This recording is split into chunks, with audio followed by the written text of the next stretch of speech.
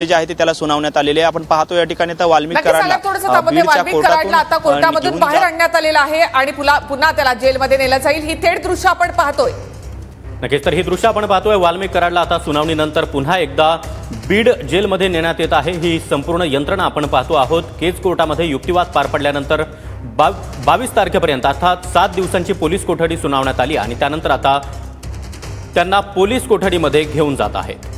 तर वाल्मिक कराडला आता 7 दिवसांची पोलीस कोठडी देण्यात आली आहे। पोलीस कोठडीमध्ये आता त्याला ठेवलं जाईल। वाल्मिक कराडला कोर्टामधून बाहेर आणण्यात आलेलं आहे। ही थेट दृश्य आपण या ठिकाणी पाहतोय बीड जिल्हा सत्र न्यायालयाच्या बाहेरची।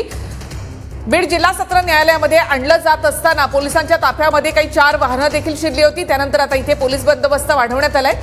पूर्ण बंदोबस्तामध्ये आता वाल्मिक कराडला इथून नेलं जातंय। पोलीस कोठडीमध्ये आता त्याला ठेवलं जाईल।